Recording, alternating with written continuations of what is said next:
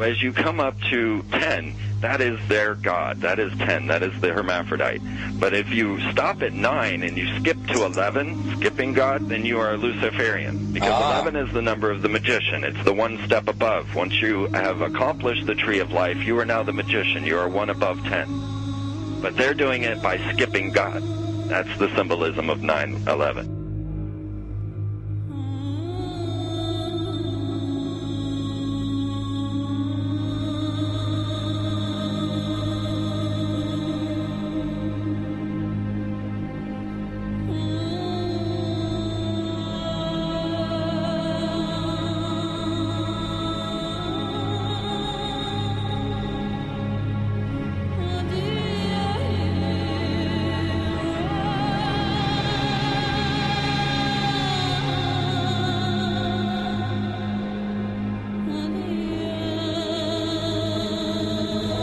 It is a big idea, a new world order.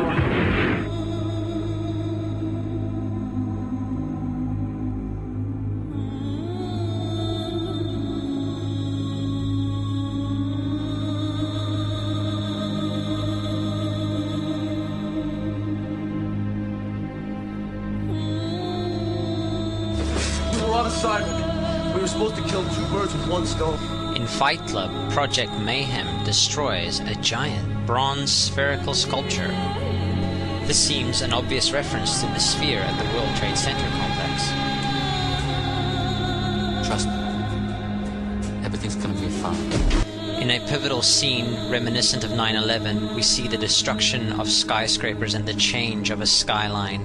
Second anniversary of the 9/11 attack on the World Trade Center, George Bush asked for an $87 billion increase in military spending.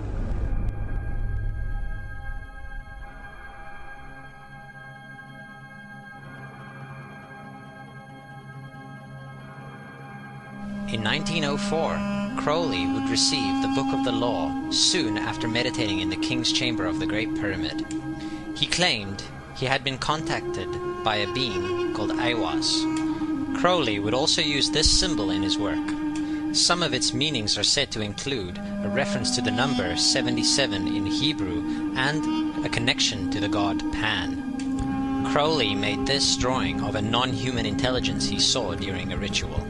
Synchronous 23 has made the connection between Aiwass and the Wizard of Oz, and has further pointed out the similarities between Crowley's grey alien-like drawing and the depiction of the projection of the Wizard of Oz in the film version.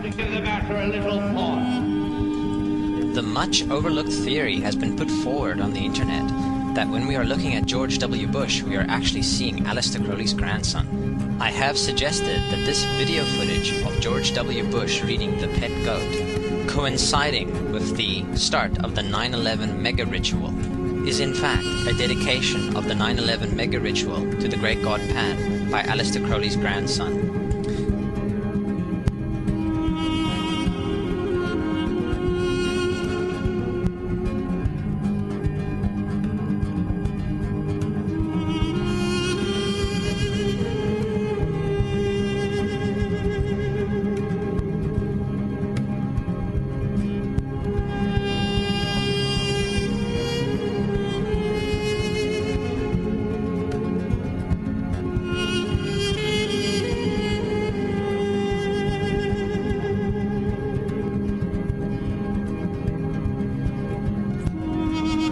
Things get a little weird.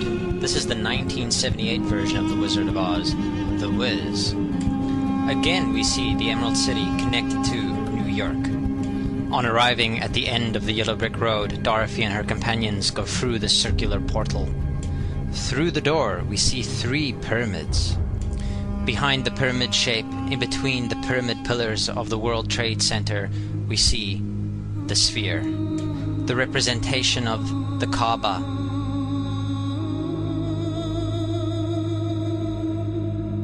The inhabitants of Oz dance around the sphere in ritualistic fashion. Fashioned in giant letters over the dome of the sphere, we see the word Oz. Oz, symbols of Pan and Aiwass, seen smack at the heart where the new Aeon was ushered in. and where the Stargate was opened.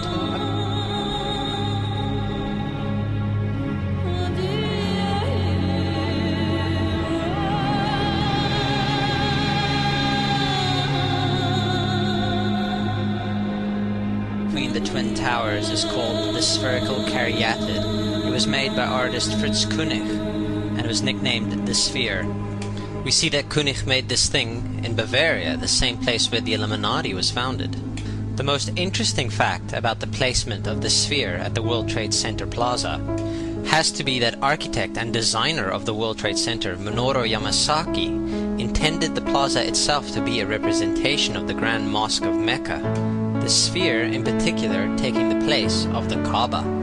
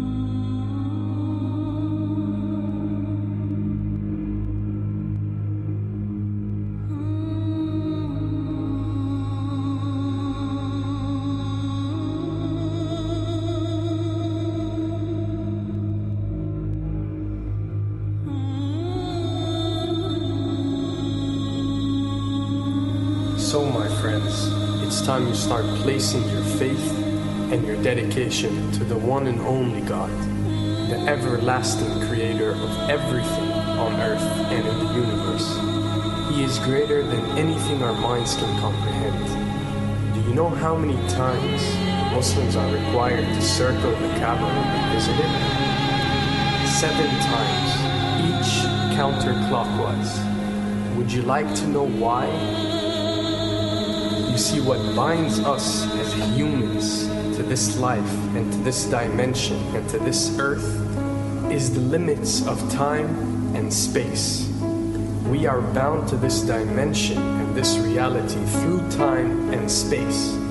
Hence, if one wants to leave this dimension or leave this reality, he needs to break away from time and space.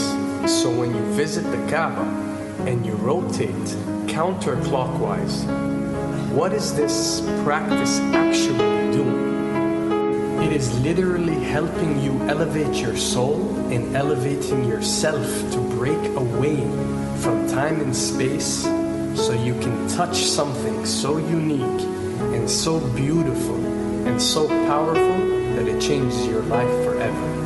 And if you don't believe me, ask anyone who has visited the Kaaba how he or she felt or how their lives have changed ever since.